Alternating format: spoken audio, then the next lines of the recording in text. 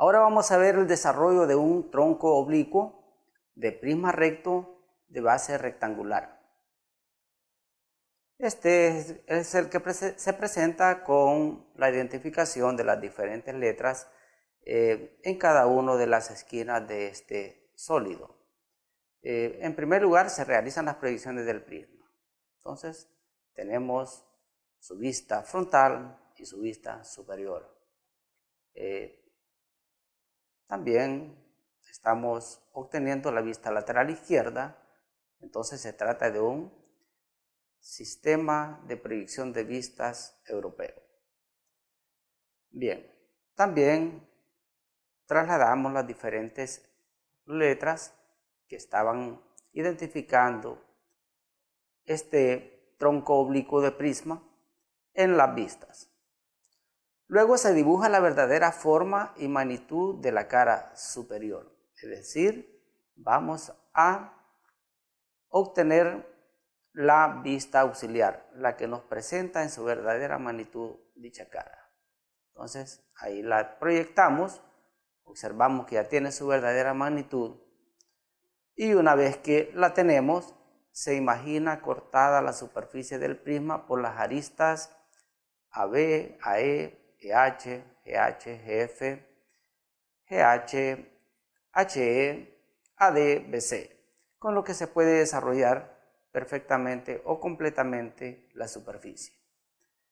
Entonces, esas distancias que hay en cada uno de las caras, las trasladamos en una horizontal.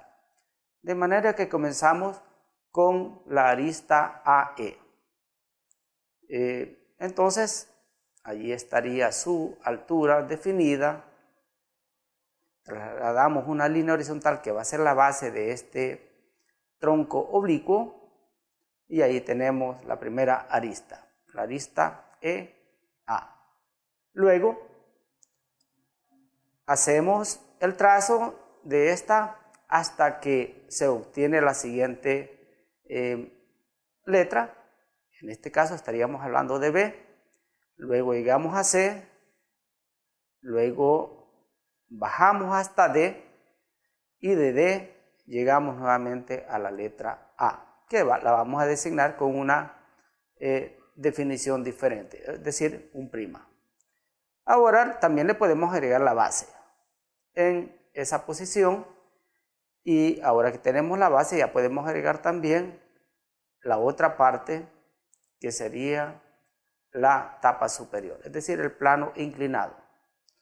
Ahora tenemos el desarrollo completo y podemos identificar entonces dónde quedó cada una de las letras en el desarrollo de este tronco oblicuo de prisma. El desarrollo resulta compuesto entonces por un rectángulo, en primer lugar un rectángulo que estaría constituido por el que está en amarillo con sus diferentes letras que lo identifican en cada una de esas esquinas. También estaría un trapecio que nos está apareciendo en rojo con las diferentes letras que lo identifican. Luego nos aparece nuevamente un rectángulo de determinada base y determinada altura que nos está apareciendo en verde. También nos aparece otro trapecio de igual tamaño, exactamente igual y simétrico al primero, pero en posición contraria. Y finalmente tenemos un rectángulo que nos está apareciendo en azul con las diferentes letras que lo identifican. Y por último un rectángulo que colocamos en la base, es decir, el del plano inclinado, en su verdadera magnitud o verdadera forma y tamaño. Entonces, finalmente, este es el sólido que hemos desenrollado y ese es su desarrollo o patrón o su superficie que se ha desenrollado. Ahora vamos a otro ejercicio y se trata de un prisma truncado recto de base pentagonal, tal como aparece en el bloque. Entonces lo identificamos para seguir cada uno de sus pasos. Y lo que realizamos es, en primer lugar, la vista o dibujamos las vistas necesarias de dicho bloque. Entonces, aquí están las vistas necesarias. Vamos a tomar que esta se trata de la vista frontal y también podemos colocar una vista lateral derecha y también podemos obtener el verdadero tamaño de esta cara, del pentágono. Obteniendo esto, se imagina cortada la superficie del prisma por las aristas 1, 1', y a partir de las líneas constructivas realizar el trazo del desarrollo. Bastante similar al caso anterior, llevamos cada uno de los vértices, por ejemplo, 1, 2, 3, 4, en su verdadero tamaño. Todas esas aristas las colocamos de manera horizontal, definiendo su tamaño, obviamente, y procedemos a hacer los diferentes trazos. Por ejemplo, en este caso, la altura de la arista 1. Y así vamos construyendo en cada uno de los puntos de las aristas hasta que finalmente tenemos completo el desarrollo, por lo menos del cuerpo principal. Ahora le agregamos las líneas divisorias, las caras inferior y la cara superior en su verdadero tamaño. De modo pues que a partir de este prisma truncado recto de base pentagonal obtenemos el desarrollo que aparece a la derecha. Ahora vamos a hacer el desarrollo de una superficie cilíndrica truncada oblicuamente. En primer lugar, le dibujamos las vistas necesarias del volumen. Y aquí tenemos su vista frontal y también podemos proyectar ya sea su vista superior o vista inferior. Esta es válida para los dos sistemas. Ahora lo que hacemos es dividir la vista superior en 12 partes iguales y a partir de dicha división proyectar las líneas hasta la vista frontal y ver dónde intersectan tanto en el plano inclinado como hasta su base. Y eso es lo que ocurre, la división de sus partes iguales. Mientras más partes se puedan dividir, resultará más exacto el desarrollo. En este caso llevamos esas divisiones hasta la vista frontal, pasando por el plano inclinado hasta chocar con su base. Eso nos va a permitir la identificación de diferentes puntos y que están numerados desde el 1 hasta el 12. Cuando pasan por el plano inclinado, los vamos a identificar con unas letras que nos van a servir para hacer el desarrollo. Ahora bien, el tercer paso es trazar las líneas horizontales a partir de los puntos 1, A, B, C, D, E y F. De esa manera, trazando esas líneas horizontales, luego el cuarto paso es imaginarnos que se corta la superficie del volumen a lo largo de la generatriz 1A, dado que es la menor altura. Y se traza el segmento 1', 1', de igual longitud que la circunferencia de la base 2πr. Ahí tenemos, ese va a ser el desarrollo completo de esta superficie truncada oblicuamente y va a estar definida por la longitud desde 1' hasta 1', que es 2π por su radio. Entonces eso ya estamos completamente seguros. Se divide el segmento entonces 1' y B' en 12 partes iguales, como lo dije, y estamos dividiendo en números prima desde el 1 hasta el 12 y luego llegamos hasta el 1'. Por cada división realizada, trazar una perpendicular al segmento 1, es decir, una perpendicular a su base, que va desde 1' hasta 1', hasta cortar las líneas horizontales anteriormente trazadas. Procedemos de esa manera, se han trazado y observamos la intersección de A y 1' y nos genera un punto A'. Así sucesivamente en el 1' con A que genera el punto A'. Continuamos con la intersección de B y 2' y nos resulta B'. En el otro extremo nos va apareciendo también la intersección del punto 12 y 2, 12' y el número 2, es decir, la letra B con 12' y ahí obtenemos el punto B'.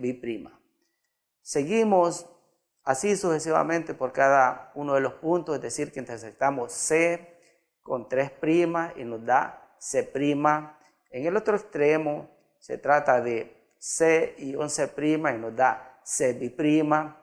Y así sucesivamente se van generando cada uno de los puntos con esas intersecciones de cada una de las letras con los números que aparecen horizontalmente y designados con prima hasta que formamos el desarrollo completo. Finalmente nos falta la unión de 7' con F y nos va a generar G'.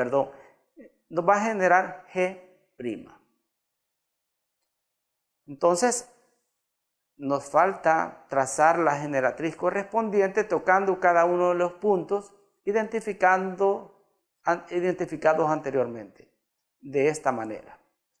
Para el trazo de esta línea, como no se puede hacer con un compás, se puede utilizar perfectamente una regla de curva francesa. Nos falta unir los extremos, ahí los unimos y finalmente este sería el desarrollo de esta superficie cilíndrica truncada oblicuamente y ahí obtendríamos su verdadera magnitud del plano inclinado, que lo colocamos también en el correspondiente desarrollo o patrón. También le podemos colocar su base si fuese necesario, es decir, cuando queremos tener un sólido completamente cerrado. El desarrollo de una tubería de chapa. Ahora presentamos un caso de que se han intersectado dos tuberías, una de un diámetro considerablemente mayor que el otro. En el tema anterior vimos la intersección, cómo se desarrolló la intersección de esto. Ahora vamos a hacer un pequeño repaso de la intersección, pero vamos a dar énfasis en el desarrollo. Por ejemplo, vamos a realizar las vistas necesarias del volumen. Entonces, en ese caso, definimos las letras D con diámetro mayor y D minúscula con los diámetros menor. Ahí tenemos las vistas y esto ya fue abordado en la intersección, pero lo vamos a encontrar nuevamente.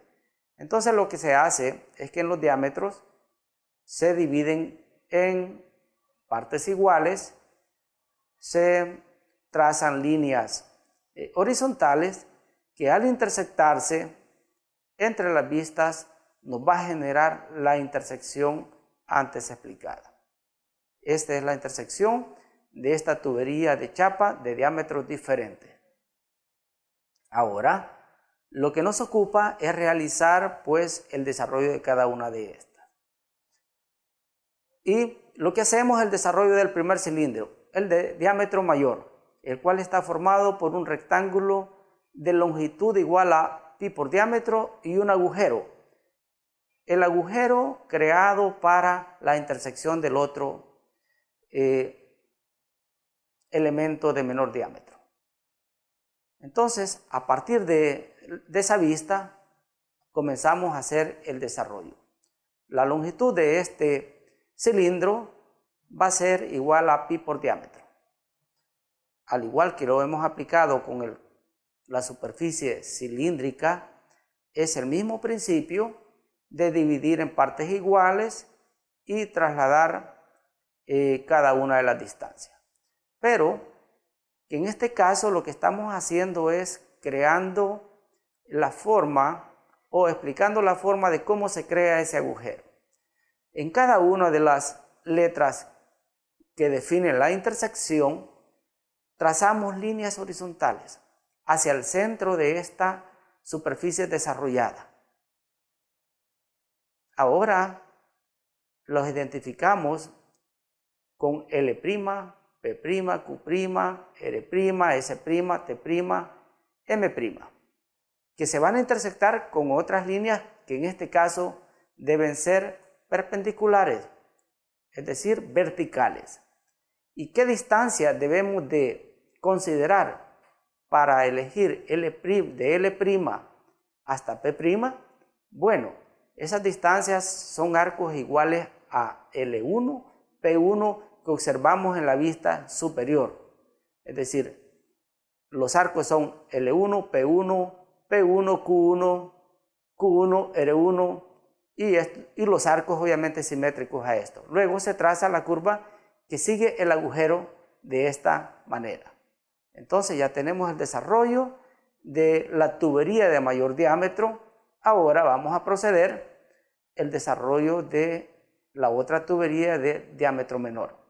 Entonces se realiza el desarrollo del cilindro de menor diámetro, en donde se traza el segmento de B' de longitud igual a pi por diámetro menor, alineado con D2 y C2 de la siguiente manera. Allí colocamos la longitud de esta tubería pi por diámetro. Luego comenzamos, ahí estaríamos trazando su base.